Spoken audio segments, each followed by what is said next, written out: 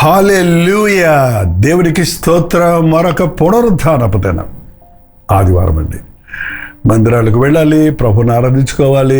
ఒక చిన్న ధ్యానం చేద్దాం, వాక్య ధ్యానం, ప్రార్థన. పరిశుద్ధుడా, నీకు వందనాలయ్యా.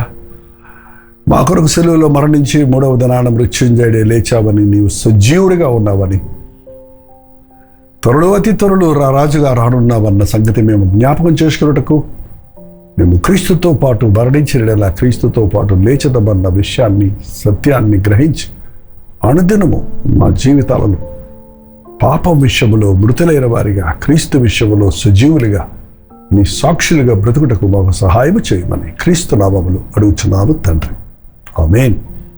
అవునండి, ఆనాడు పరిసయ్యులు శాస్త్రులు మందిరంలో ముదిరిపోయారండి, ఈనాటి క్రైస్తవుల్లాగా. అవును కదా, మనలో చాలామంది పుట్ట క్రైస్తవులు అని చెబుతాం. మా తాతల కాలం నుంచి మేము క్రైస్తవులం అంటాం. ఈ చర్చి కట్టినప్పటి నుంచి మేము ఉన్నామంటాం. ఏంటంటే మేము ఎన్నో బైబిల్ ట్రైనింగ్ చేశాము, థియాలజీ కోర్సెస్ చేశామంటాం. మా పిల్లలు మరి అమెరికా దేశానికి వెళ్ళి ట్రైన్ అయ్యి వచ్చారు సేవ చేయడానికి అంటారు. కానీ ఎంతమందిలో నిజమైన దైవ భక్తి ఉన్నది అని పరిశోధించుకోవాల్సిన అవసరం ఎంతైనా ఉందండి. ఆ పరిసయ్యుల శాస్త్రులకి వాక్యం బాగా తెలుసు, ధర్మశాస్త్రం క్షుణ్ణంగా తెలుసు, అన్ని నిబంధనలు తెలుసు, దేవునికి ఏది ఇష్టమో ఏది కాదో బాగా తెలుసు. కానీ వారు చెప్పుదురే కానీ చేయరు అన్న స్థితిలో ఉండిపోయారు. అందుకే ప్రభువు, వేషధారులారా, మీరు అబ్రహాము సంతానం అని చెప్పుకుంటున్నారు, కానీ మీరు అపవాది సంతానం, సర్ప సంతానం. మీ తండ్రి అపవాది, వాడు అబద్ధికుడు, అబద్ధమునకు జనకుడు అన్నాడండి. ఇవాళ చాలామంది క్రైస్తవ భక్తి అబద్ధమైన భక్తిగానే ఉంది. ఏం చెప్తున్నారో, ఏం చదువుతున్నారో, ఏం తెలుసుకున్నారో, ఏం వింటున్నారో దాని ప్రకారంగా కాకుండా వారిష్టానుసారంగా జీవించటం, ఆచారాలను పాటించటం, అక్షరానుసారంగా ప్రవర్తించటం, ఆత్మకు లోబడకపోవటం అనేది చూస్తున్నామండి. మనం దేవుని బిడ్డలమైన తర్వాత ఆత్మానుసారంగా ప్రవర్తించాలని వాక్యం చదివిస్తుంది. నిజం చెప్పండి, మీరు ప్రభువుని మీ సొంత రక్షకుడిగా అంగీకరించారా? మీరు ప్రభువు కుమారుడిగా, కుమార్తెగా అంగీకరించబడ్డారా? మీరు ప్రభువు రక్తములో కడగబడిన వారిని రాజులైన యాజక సమూహంలో ఆయన చేర్చున్నాడు. యేసయ్య మా దేవుడు అని చెప్పేవాడు యేసయ్యకు భయపడాలి కదా. ఆయనే మా గురువు అని చెప్పినవాడు ఆయన నడిచిన మార్గంలో నడవాలి కదా. ఆయనే మా దైవం అనేవాడు ఆయననే పూర్ణ హృదయంతో, పూర్ణాత్మతో, పూర్ణ శక్తితో, పూర్ణ బలముతో ఆరాధించాలి కదా. పూర్ణ హృదయంతో ప్రభువుని వెంబడించే వారిగా ఎంతమంది ఉన్నారండి? నా నీతిని, నా రాజ్యాన్ని మొదట వెతకమన్న ప్రభు మాటను అనుసరించే సేవకుడిగా ఎంతమంది ఉన్నారు? విశ్వాసులుగా ఎంతమంది ఉన్నారు? క్రీస్తు బిడ్డలమని చెప్పుకునే వారిలో ఎంతమంది నిజ క్రైస్తవులుగా ఉన్నారన్నది ఓ పెద్ద సమస్యగా మారిపోయింది. మలాకీ గ్రంథంలో చివరి వార్నింగ్ ఇచ్చాడండి ఆనాటి ఇశ్రాయేలు ప్రజలకు. 5 ప్రశ్నలు ఉన్నాయి అక్కడ. నేను మిమ్మల్ని ప్రేమించాను అంటే ఏ విషయంలో ప్రేమించావు అని ఎదురు ప్రశ్న వేస్తున్నారు. ఏంటండి, ఒక్కొక్క ప్రశ్నకు ప్రభు సమాధానం చెప్పాడు మనకు. అవన్నీ మార్నింగ్ కదా, మీరు చర్చికి వెళ్ళాలి కదా. ఒకటి విషయం చూడండి, 6వ వచనం చదువుతున్నాను. మలాకీ గ్రంథం 1వ అధ్యాయం 6వ వచనం. కుమారుడు తండ్రిని ఘనపరచును కదా, దాసుడు తన యజమానుని ఘనపరచును కదా. నా నామమును నిర్లక్ష్యపెట్టు యాజకులారా, నేను తండ్రినైతే నాకు రావలసిన ఘనత ఏమాయను? మీరు నా బిడ్డలని చెప్తున్నారు, నా కుమారులు కుమార్తెలు అంటున్నారు. మరి నేను తండ్రినైతే, నువ్వు కుమారుడు అయితే, కుమారుడు తండ్రిని ఘనపరచును కదా. ఘనపరచటం గౌరవించటం. ఘనపరచడం అనే మాటను మీరు కరెక్ట్గా అర్థం చేసుకుంటే అది ఒక భయం కాదు, గౌరవ ప్రధానమైన భయం, దైవ భయం. It's reverence. తండ్రిని ఘనపరిచే కుమారులు లేరులేండి ఇప్పుడు. తండ్రిని అంటే నిర్లక్ష్యం పెట్టేవాళ్ళు ఉన్నారు.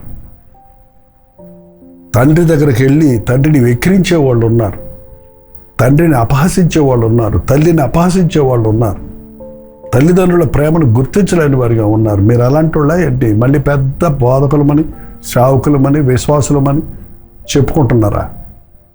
నిన్ను 25-30 సంవత్సరాలు పెంచి పెద్ద చేసిన తల్లిదండ్రులను మర్చిపోయావా? నువ్వింతటి వాడిగా ఉన్నావంటే వారి కృషి ఎంతుందో. నీకు బిడ్డలు ఉన్నారు కదా, నీకు తెలీదా? నువ్వు నీ బిడ్డల్ని 10 ఏళ్ళు పెంచడానికే ఎన్ని తిప్పలు పడుతున్నావే. నీ చిన్నపిల్లల్ని పెంచుకోవడానికి అమ్మ నువ్వు ఎంత కష్టపడుతున్నావు. మరి మీ అమ్మ, మీ నాయన మీ కొరకు ఎంత కష్టపడకుండా ఆ దీనస్థితిలో, పేద స్థితిలో ఉన్నప్పటికీ వారు అంత కష్టంతో నిన్నింత చదివించి, నిన్ను ఇంత గొప్ప స్థితికి హెచ్చించి, నీకు చక్కటి వివాహాలు చేసి, నిన్ను ప్రేమించిన నీ తల్లిదండ్రులని వారు వృద్ధాప్యంలో నిర్లక్ష్యం చేయకూడదని బైబిల్లో చెబుతుంది. అనాథగా ఉన్న ఎస్తేరు చేరదీశాడు మొర్దెకై. ఆమె పెంపకంలో ఆమెకి దైవభక్తి నేర్పించాడు. ఆమెను దేవుడు ఆశీర్వదించి రాణి అయిపోయింది. ఏకంగా రాజుగారికి భార్య అయింది. కానీ బైబిల్ చెప్తుంది ఆమె రాజమందిరంలో ఉన్నప్పటికీ కూడా ఆమె పెంపకములో, మొర్దెకై పెంపకములో ఉన్నప్పుడు ఎలాగో ఆయన్ని గౌరవించిందో, ఆఫ్టర్ ఆల్ హీఈస్ ఎ వాచ్మ్యాన్, ద్వారపాలకుడు, నేను రాజు భార్యను అనే అహం రాలేదు. దిక్కులేని నన్ను ఆదరించిన నా తండ్రి ప్రేమను మరవలేనని అతన్ని ప్రేమించింది, అతన్ని గౌరవించి, అతను లోబడి ఉండేది అన్నది బైబిల్లో. వావ్! ఈ రోజున చూడండి, నిన్ను కన్నిన తల్లిదండ్రులను నువ్వు మర్చిపోకూడదు. తల్లిదండ్రుల్ని గణపరచాలి. Maybe they are not educated like you. Maybe they have become poor, they have become old and incapable, they have become dependents. ఎవరి మీద ఆధారపడి బతకాల్సి వచ్చింది. నువ్వు ఆదరించవా? నీ వృద్ధాప్యంలో 10 పైసలు నా తల్లిదండ్రుల మీద నాకు ప్రయోజనం లేదనేవాళ్ళు, ఆస్తులు లేని తల్లిదండ్రుల్ని ఇవాళ అనాథాశ్రయాల్లో పడేస్తున్నారండి, రోడ్ల మీద వదిలేస్తున్నారు. ఏమంటే మా తండ్రి వల్ల నాకు నష్టం కలుగుతుంది. మరి నీ వల్ల నీ తల్లిదండ్రులకి 20-30 సంవత్సరాలు నష్టం కలగలేదా? నువ్వు సంపాదించే స్థాయికి వచ్చేటప్పటికే కదా నీకు పెళ్లి చేసి పంపించేశారు. నీ సంపాదన, నీకు దేవుడిచ్చింది ఆశీర్వాదం, మూలం ఎవరు? పరము నుండి దేవుడు ఆశీర్వదిస్తాడు. ఆ ఆశీర్వాదం మన తల్లిదండ్రుల ద్వారా లేక మరో వ్యక్తి ద్వారా మనకు కలుగుతుంది. అది ఎప్పుడు మనం మరవకూడదు. నేను తండ్రిని అయితే నన్ను ఘనపరిచేవాడేడి. తల్లిదండ్రుల్ని సన్మానించని బైబిల్ చెప్తుందండి. తల్లిదండ్రుల్ని సన్మానించలేనివాడు ప్రభుని ఎలా సన్మానిస్తాడు? కనబడే తల్లిదండ్రుల్ని ప్రేమించలేని వాడు కనబడని దేవుడిని నేను ప్రేమిస్తున్నానంటే అది పచ్చి అబద్ధం అండి.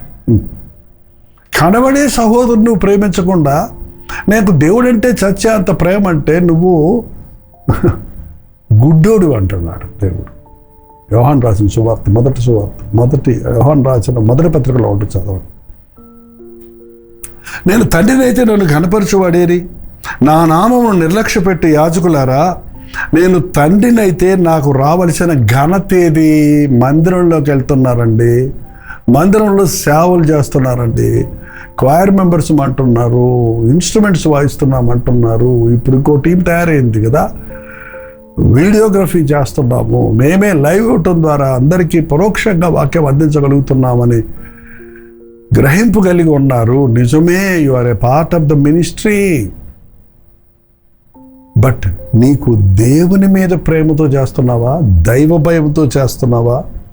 నేను చేసే పని శక్తి లోపం లేకుండా చెయ్యాలి, హృదయాన్ని శుద్ధిగా పెట్టుకోవాలని దేవునికి భయపడి దేవుని మందిరంలో ఉన్నానన్న గ్రహింపు కలిగి పరిచర్యలో పాలిభాగస్తులు అవుతున్నావా?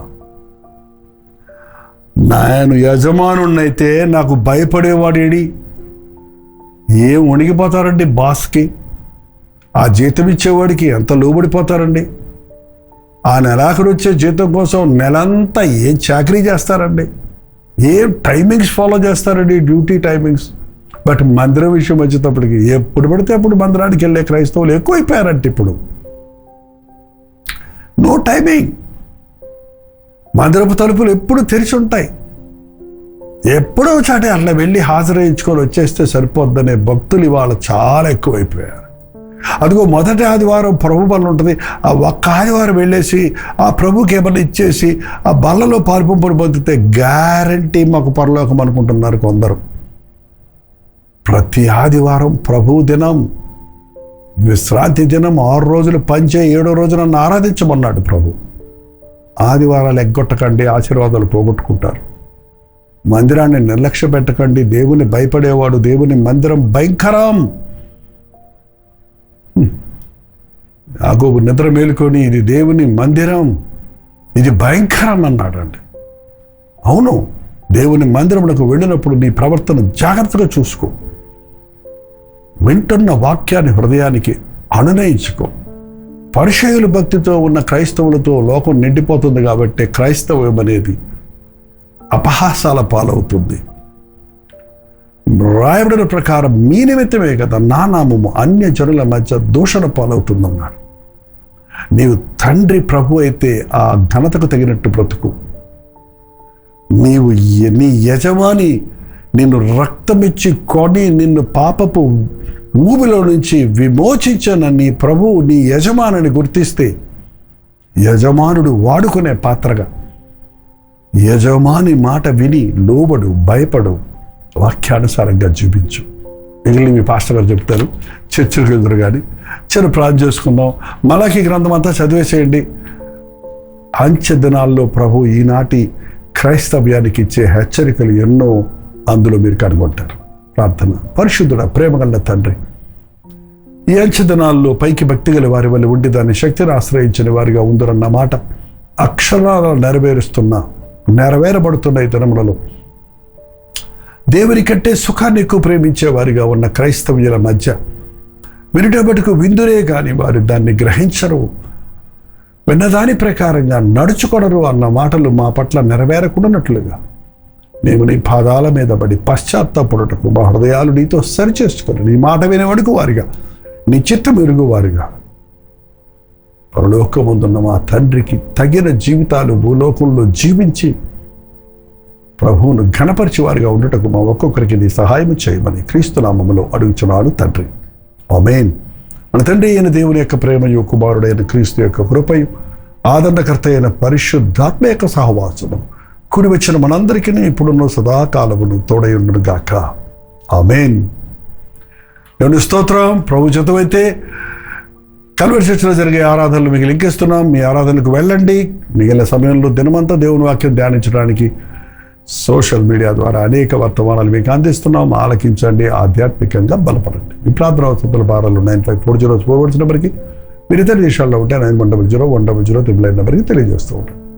అలాగే ప్రభుత్వమైతే 3 గంటలకి హెచ్చరిక, సాయంత్రం 9 గంటల కలువరి ప్రతి దూరంలో మళ్ళీ కలుసుకుందాం. అంతవరకు దేవుని మహాకృప మీకు తోడైన గాక.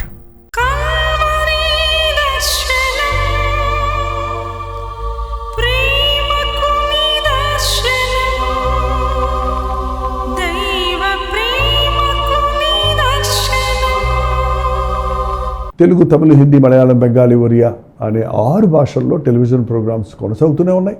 భారభరితమైన పరిచయంలో మీరు సహకరించాలని ఆశిస్తే, ప్రభు మిమ్మల్ని ప్రేరేపిస్తే మీ విరాళాలు, కానుకలు వారికి మీరు పంపించవచ్చు. అవి నేరుగా టీవీ ఛానల్స్కి వెళ్తాయి. అందులో ఏది మేము మా సొంత ఖర్చుల కొరకు ముట్టుకోవటం లేదు, వేరే పరిచయ కొరకు ముట్టుకోవటం లేదు. టెలివిజన్ పరిచయలో ఇంకా సువార్త వినని వారికి అది అందించాలని ఆశతో ఒక 20 సంవత్సరాలుగా కొనసాగుతున్న పరిచయం కొరకు ప్రార్థించండి, మీ సహకారాన్ని అందించండి.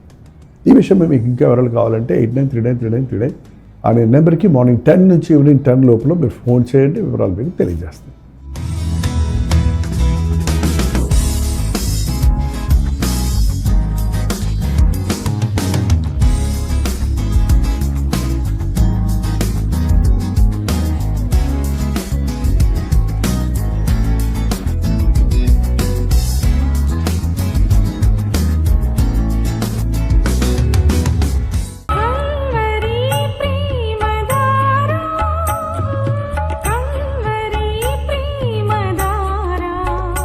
కల్వరి ప్రేమధార అనే మా ద్విమాస పత్రికను ఈ మధ్య త్రైమాస పత్రిక అంటే 3 నెలలకి ఒక్కసారి మాత్రమే ప్రింట్ చేయగలుగుతున్నాం.